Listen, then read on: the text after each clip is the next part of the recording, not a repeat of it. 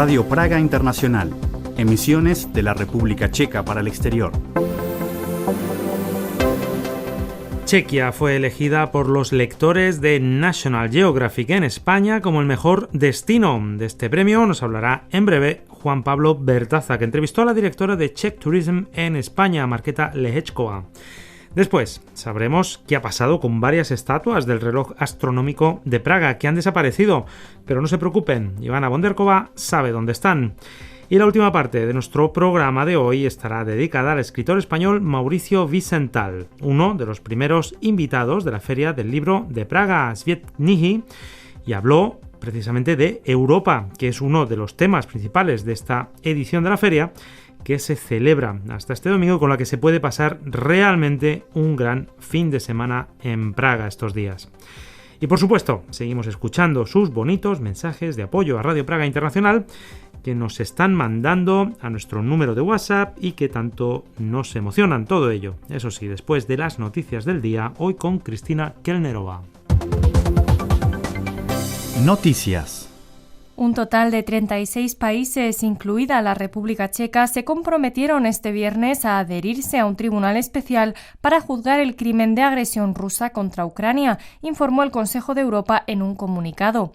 Praga ya había respaldado la creación del tribunal durante la cumbre celebrada en Reykjavik en mayo de 2023. El presidente checo, Petr Pavel, afirmó anteriormente que este tribunal es necesario para que los crímenes de la agresión rusa no queden impunes. La Cámara de Diputados de la República Checa aprobó este viernes 2 reformas sociales antes de continuar el debate sobre la modificación de las leyes presupuestarias. Una de las propuestas introduce una prestación parental prenatal fija de unos 600 euros mensuales para las futuras madres, mientras que la otra establece de forma permanente una ayuda reforzada para personas con ventilación pulmonar u oxigenoterapia domiciliaria. Esta última aumentará hasta unos 120 euros mensuales. La oposición criticó duramente la reforma presupuestaria impulsada por el gobierno, que permitiría aumentar el gasto estatal hasta un 10% en caso de deterioro de la situación de seguridad. La policía checa detuvo este jueves por la tarde en la región de Bohemia Central a un hombre de 35 años sospechoso del robo del cráneo de Santa Zdzislava. Según informó la policía en la red social X, los investigadores lograron obtener información sobre el lugar donde se encuentra la valiosa reliquia antes de que el sospechoso pudiera completar su plan. El cráneo, considerado una reliquia de valor histórico incalculable, fue robado el martes por la tarde de la Basílica de Jablonev por Ještědí, en la región de Liberec. En la búsqueda participaron también cuerpos policiales del extranjero a los que las autoridades checas habían solicitado cooperación. Previo a la resolución, el arzobispo de Praga, Stanislav Přibyl, había pedido al autor del robo que devuelva la reliquia y advirtió que, de no hacerlo, podría sufrir una maldición u otra desgracia, informó el portal Novinky.cz. El cantante checo Daniel Žižka logró clasificarse para la final de la 70ª edición del Festival de Eurovisión gracias a su canción Crossroads. En la segunda semifinal, celebrada el jueves por la noche, el artista impresionó tanto al jurado como al público internacional y consiguió uno de los 10 puestos para la final del sábado junto con representantes de países como Albania, Australia, Bulgaria o Ucrania. El certamen se celebra este año en Viena después de la victoria del cantante austríaco JJ en la edición pasada. La participación de Israel generó polémica debido a la ofensiva en la Franja de Gaza, motivo por el cual Irlanda, Islandia, Países Bajos, Eslovenia y España decidieron boicotear la competición. El 9,5% de los cerca de 80.600 estudiantes que realizaron por primera vez los exámenes estatales de bachillerato esta primavera no logró aprobar, informó la organización estatal Cermat tras los exámenes didácticos. La cifra representa una mejora respecto al año pasado, cuando suspendió el 12,3% de los llamados primeros candidatos y se sitúa cerca de los resultados registrados en 2023, cuando la tasa de fracaso fue del 9,2%. Para este sábado se esperan cielos mayormente nublados en la República Checa, con lluvias que empezarán en Moravia e irán moviéndose hacia oeste hasta atravesar todo el territorio. Las temperaturas rondarán los 10 grados con máximos de 13 y por la noche podrán bajar hasta los 6 grados centígrados. Y estas han sido las noticias con Radio Praga Internacional. con Praga como principal referente, pero secundada por otros destinos tan atractivos como Karlovy Vary, Český Krumlov y Olomouc. Chequia obtuvo una mención especial en la 4ª edición del concurso de lectores de la prestigiosa revista de viajes National Geographic. Más con Juan Pablo Bertaza.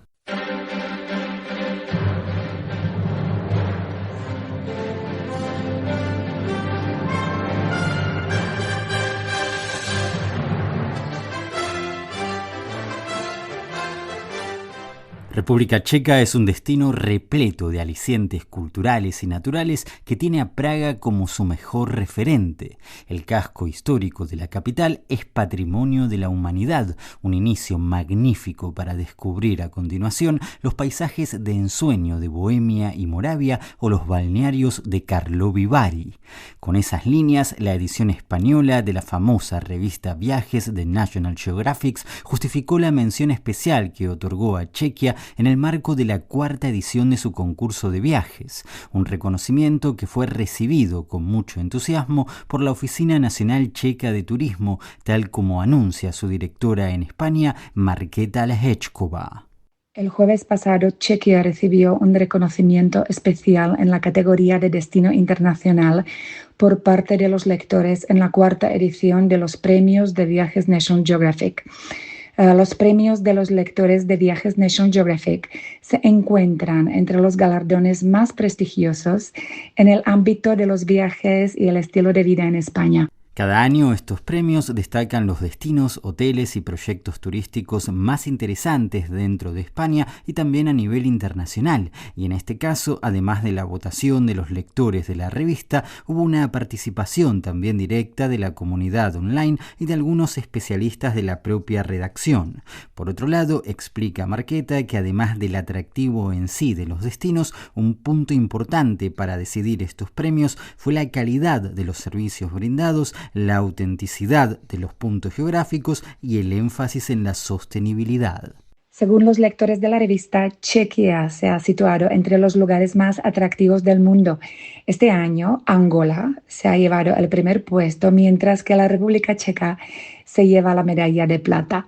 Yo fui encargada de recoger el premio y aproveché la ocasión para invitar a los asistentes a descubrir Chequia más allá de Praga, que ya ocupa un lugar destacado entre los destinos preferidos de los viajeros españoles.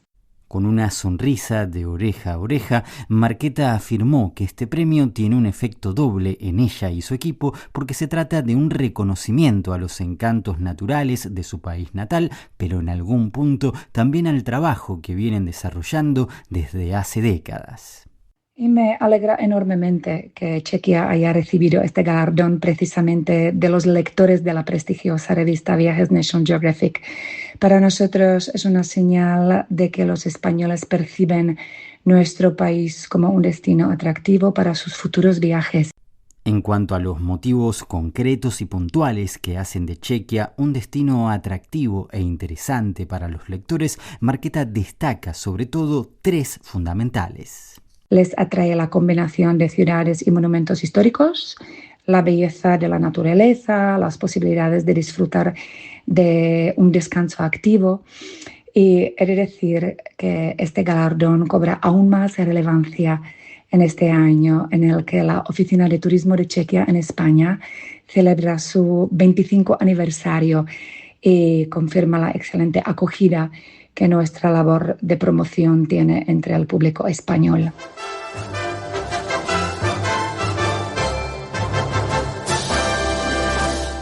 Buenos días, os saluda Jordi Jiménez Zamora desde Sant Feliu de Llobregat, Barcelona. Os envío un abrazo afectuoso y os deseo toda la suerte del mundo para afrontar estos difíciles momentos que ponen en riesgo un trabajo excelente atesorado a lo largo de 90 años. Os escuchamos y os acompañamos en la lejanía. Salud. Le enviamos un abrazo a Jordi y a todos ustedes que nos están mandando mensajes de apoyo como este y correos electrónicos. Son muchísimos y los estamos escuchando poquito a poco.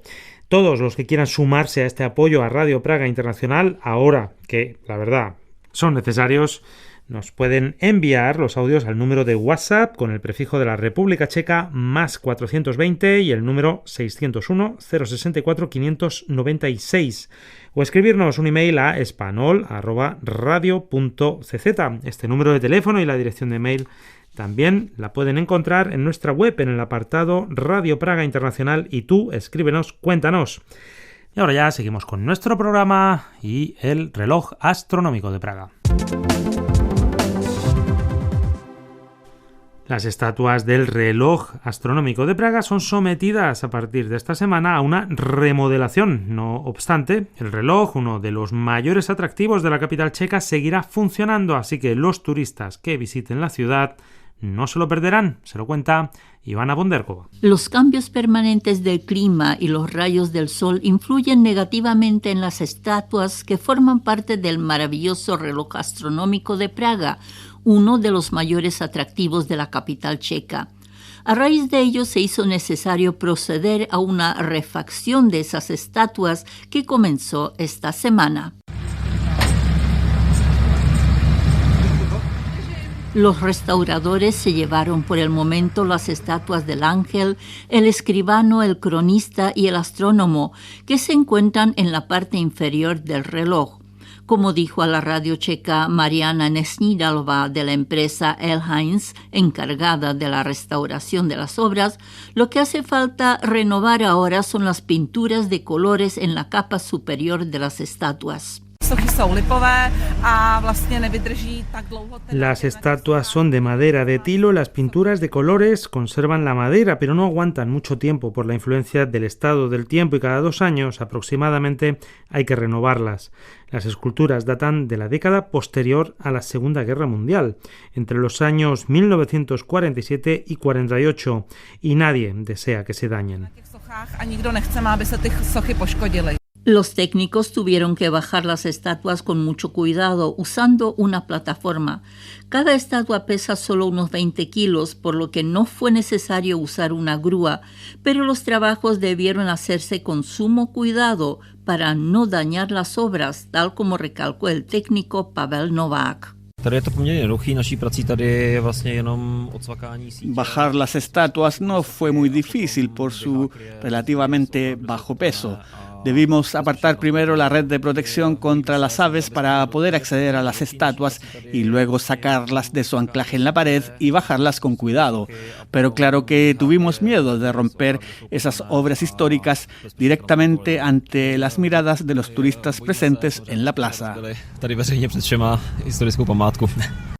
Las primeras 4 estatuas del reloj astronómico de Praga permanecerán ahora unos 2 meses en el taller de restauración del escultor académico Jiří Matějček y la restauradora Darina Smetankova, que se encargarán de preservar el aspecto de la parte exterior de las obras. Gracias a que esas estatuas no son móviles y no depende de ellas el propio funcionamiento del reloj astronómico, el gran atractivo turístico de Praga podrá seguir en funcionamiento. Después del retoque, las primeras 4 estatuas regresarán a su lugar original y los restauradores bajarán luego de la parte superior del reloj astronómico de Praga otras 4 estatuas: la muerte, el turco, el tacaño y el hedonista. Se prevé que los trabajos de restauración se prolonguen como máximo hasta fines de octubre, pero los turistas podrán seguir visitando la plaza de la Ciudad Vieja para ver este verdadero imán de Praga. El coste de la restauración de las estatuas del reloj astronómico de Praga y de las labores vinculadas con ello se calcula en unos 15.000 euros. El reloj astronómico de Praga es el más antiguo mecanismo de su tipo a nivel mundial que sigue funcionando hasta el presente. Este complicado mecanismo se menciona por primera vez en un documento que data del 9 de octubre de 1410, fecha en que el reloj fue puesto en funcionamiento. Su autor es el maestro relojero Mikuláš Skadaně, quien al parecer colaboró en esta labor con el astrónomo Jan Schindel. Con el paso del tiempo el reloj se fue deteriorando, por lo que tuvo que ser varias veces reparado. A finales del siglo XV, el encargado de hacerlo fue el maestro relojero Janusz, quien en las leyendas aparece como el autor del reloj. Estas leyendas cuentan que al terminar Janusz la complicada obra, los concejales de Praga mandaron a arrancarle los ojos para que no pudiera fabricar un mecanismo así en ningún otro lugar.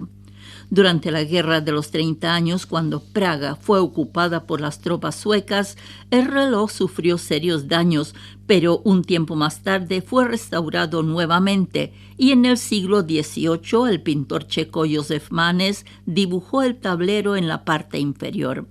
Lo peor llegó a finales de la Segunda Guerra Mundial, cuando, a comienzos de mayo de 1945, el edificio del viejo Ayuntamiento de Praga, en el que se encuentra instalado el reloj astronómico, fue impactado por una granada. Renovar el mecanismo del reloj demoró unos 3 años, pero las estatuas que lo decoraban no se lograron recuperar.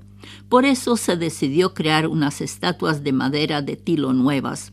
Hasta el presente, cada hora en punto, unas campanadas avisan la hora y en las ventanillas dispuestas en la parte superior del reloj se asoman las estatuas de los 12 apóstoles, canta un gallo situado por encima y la famosa estatua de la muerte toca una campana.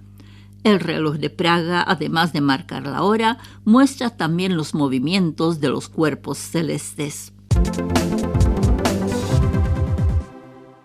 La versión 31 de la Feria del Libro de Praga, Svět-knihy, que se celebra desde el jueves hasta el domingo, está dedicada a Europa.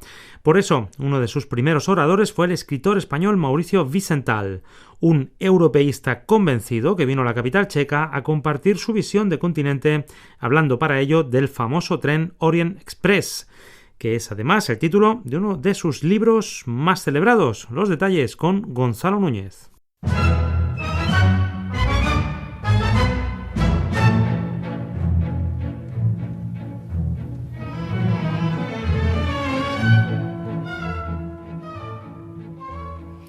Mauricio Wiesenthal tiene más de 80 años, pero conserva una vitalidad y una locuacidad admirables y por espacio de 1 hora deslumbró al público checo con anécdotas e historias, empezando con el Orient Express, el famoso tren que recorría todo el continente y que dio título a su conferencia del jueves en el recinto ferial de Praga Vystaviště. Estuvo acompañado en el escenario por Gonzalo Manglano, director del Instituto Cervantes de Praga, entidad que hizo posible la visita del escritor catalán de apellido alemán y memoria prodigiosa. Después de la charla, Mauricio Wiesenthal recibió en privado a Radio Praga y lo primero que le pregunto para salir de la curiosidad que me corroe por dentro es si tiene algún parentesco con el famoso cazador de nazis Simon Wiesenthal. Pero no, es solo casualidad que compartan apellido. Saciada la curiosidad, nos ponemos manos a la obra. Para mí, precisamente, y en razón de la edad que tengo, venir a Praga siempre significa, es un momento emotivo, puesto que he sido de las personas que he vivido toda la evolución de este trozo tan querido de nuestra vieja Europa para conseguir su independencia, su libertad, su capacidad de creación, y en este momento que la veo sin duda incorporado ya a un mundo propio brillante, espero y deseo, con un porvenir bonito, pues como es lógico para mí es muy emotivo, puesto que cuando uno ha conocido como a las personas en el momento más difícil, uno tiene gran alegría cuando los reencuentra al cabo del tiempo y los encuentra jóvenes y bien. Luego le preguntamos al escritor por qué dar una conferencia con el título Orient Express. Porque yo es que dediqué un libro a este tren, porque para mí es un símbolo realmente de lo que significa la unión de los pueblos, de las culturas diferentes, las diferentes religiones, todo lo que en Europa nos había dividido con matanzas, con desencuentros, con momentos realmente de división terrible. Sin embargo, la idea de unos hombres que creen en la técnica, en ese progreso de construir máquinas, de hacer a la gente facilitarle la vida y de crear medios de locomoción y de comunicación, consiguen esa como especie de milagro que un tren vaya desde París hasta Estambul comunicando, fíjate, todo lo que era Estambul, que es la puerta de Asia, por decirlo así, la puerta de Oriente, y encima, sin duda, un país islámico, y lo une a todo ese viejo continente, donde hay católicos, protestantes, judíos, y todo eso queda unido por una vía de tren y por una máquina que va arrastrando vagones, echando humo, quemando carbón, de aquella forma casi asmática y penosa, pero como un animal fiel que ha unido a pueblos que estaban distanciados y difíciles. Los une en el comercio, los une en que hablen luego, se conozcan las lenguas. El tren fue ese medio de locomoción y por eso le tengo ese agradecimiento como si formase parte, una columna vertebral de la vieja Europa. Entonces, el Orient Express es una metáfora de Europa como también lo ha sido el Danubio, por ejemplo. Es que sí, he sido por eso muy amigo también de esa idea, porque los ríos comunican y unen. Y es verdad que el Danubio significó para toda la cultura centroeuropea, para este hogar, para este alma de esa cultura de poetas, de escritores, de pintores, de músicos, pues creó esa especie de comunicación que yo creo que se basaba fundamentalmente en eso, en que había una vena que era el río, que era navegable y que permitía unir a esos pueblos separados por los montes, por terribles montañas, por montañas de 3.000, de 4.000 metros en los Alpes, hubiesen quedado separados de una forma natural y sin embargo encuentran esa vía que es el Danubio. Y el Danubio para nosotros es la historia feliz, incluso un poco fabulosa, un poco cuento de hadas, porque tenía sus diferencias, pero es un poco aquella época, cada vez que se hace una película, acaba apareciendo la fábula de la emperatriz Isía, la que se hace más hada y más feliz y más rosa de lo que era, o se hace el mundo de los valses, el mundo de la música, de la fiesta, como un mundo que vivió siempre en fiestas. No era así, pero bueno, sería nuestro símbolo más agradable, más feliz. Y si bien Wiesenthal siempre es señalado con el mote de europeísta por la prensa de su país, él prefiere usar ese término con cuidado. Mira, yo a veces tengo un cierto resquemor al europeísmo como por la idea del ismo, porque me da miedo que en el ismo haya siempre cierta exageración y por lo tanto me considero un escritor europeo, pero es verdad, en el sentido, por decirlo así, compromiso, me siento muy comprometido con Europa, pero no comprometido con Europa como una forma egocéntrica, como una forma cerrada, todo lo contrario, porque soy amigo de las cosas que puede aportar la cultura europea como las que me han aportado a mí otras culturas de fuera. Y como europeo, precisamente he sido testigo en mi cultura de todo lo que debemos a otras culturas. Yo soy español, fijaos lo que debo ya hasta en la cocina a las culturas, por ejemplo, del otro lado del Atlántico, que lo que se llama cocina mediterránea resulta que está formada por el tomate, por la patata, por el pavo, por el maíz, hoy día claro está, pero cuando uno está hablando de las culturas europeas, estamos agradeciendo a medio mundo lo que nos han aportado a nosotros. Esa es la idea que tenga de Europa, de una Europa que haya sabido asimilar esto y que sea capaz también de haber dado alguna cosa a los demás. ¿Y qué rol juega Praga en todo esto?, le pregunta a continuación. Praga para mí significa precisamente que en ese corazón, el corazón de un lugar, es en el fondo el más codiciado y el más disputado, porque todo el mundo quiere poseerlo y todo el mundo quiere conquistarlo. Estas tierras, como han sido Chequia, como ha sido Moravia, como ha sido Eslovaquia, como ha sido Polonia, son tierras fronterizas rodeadas por imperios que además eran muy fuertes. Estaban los imperios de los Habsburgo, estaban los imperios eslavos, los imperios de los zares y luego el imperio soviético, también imperio. Estaban los viejos imperios también de Napoleón, el imperio francés. Todo el mundo quería apoderarse de estos lugares que, sin embargo, en su resistencia, en su dolor, en sus momentos precisamente de lucha, al final consiguieron quedarse como una llama que no se apaga, como una lumbre que calienta, que consiguieron quedarse y atesorar en resistencia donde estaba el origen de todas esas culturas. y en el fondo sería como una lucha, como en un baile, podríamos haber hecho como una especie de musical, haciendo una figura central que es el hada codiciada, la figura de la princesa codiciada, con todos los pretendientes alrededor, y al final dejamos a la princesa independiente y soltera, mientras los pretendientes cada uno se va por su camino. Mauricio Wiesenthal ha visitado Praga muchas veces, pero recuerda una ocasión justo después de la primavera de Praga en que la entrada le fue denegada. He venido en la época soviética, incluso cuando esto formaba parte del mundo del telón de acero, alguna vez consiguiendo pasar la frontera, otra vez en la frontera de Alemania, de la República Democrática Alemana, Alemania del Este, que era una Alemania ya también sometida a aquel imperio soviético, era, siendo muy dura, menos dura de la Praga que yo conocí después que había habido la primavera, que hubo el retroceso de la vigilancia tremenda desde Moscú sobre el deseo de independencia, de libertad que había en el mundo de Chequia. Y en la frontera misma me cogieron un día y me dijo sencillamente uno de los policías que había en la frontera: usted no puede pasar, seguramente por tener un apellido alemán. Porque pensó, había como una paranoia, era una manía persecutoria, de que si eras alemán venías a buscar a alguien de aquí para pasar la frontera, o venías de alguien de aquí para hacer una crítica en un movimiento que fuese comprometido en una teoría adversaria, con lo cual eras sospechoso desde el primer momento que pasabas la frontera, y lo notabas porque yo estaba convencido cuando estaba en un hotel de que me estaban grabando todo, tanto que hacía una broma.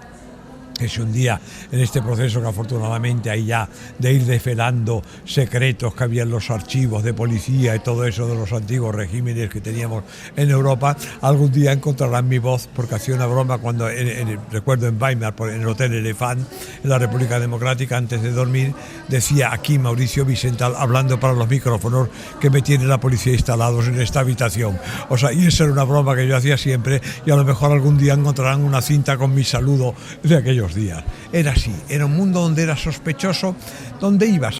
Y a pesar de todo, sí tiene esperanzas en el futuro de Europa, como Mauricio Wiesenthal comparte a continuación para finalizar.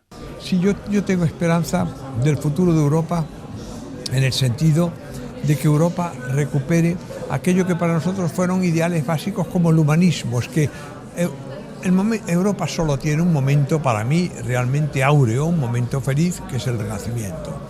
Es el que convoca a Leonardo da Vinci, con Vesalio en la medicina, con Miguel Ángel, con Rafael, con Brunelleschi, con una arquitectura fastuosa, con unas ideas sin duda interesantes, con el Dante. Por lo tanto, que Europa, que fue capaz de crear eso a través del humanismo, a través del respeto del hombre, pudiese volver otra vez a esa conciencia, a esa tradición, en vez de abandonarse solamente a las facilidades de comodidad que nos da hoy día el mundo de la técnica, y que entonces nos hace, por un lado, poderosos, con grandes promesas. Estamos todos pendientes de lo que la inteligencia artificial puede hacer, pero una inteligencia artificial sin humanismo será una inteligencia de esclavos, y que nos hará esclavos, será un golem que nos amenazará a todos. Entonces pienso que en Europa lo único que podemos ya dar es ese testimonio de unos países que han luchado con una deshumanización terrible en épocas malas, y que sin embargo llegaron también a saber cuáles eran los secretos de la convivencia, de la paz, de la poesía, del arte, y que eso siga siendo todavía nuestro campo fuerte de entendimiento.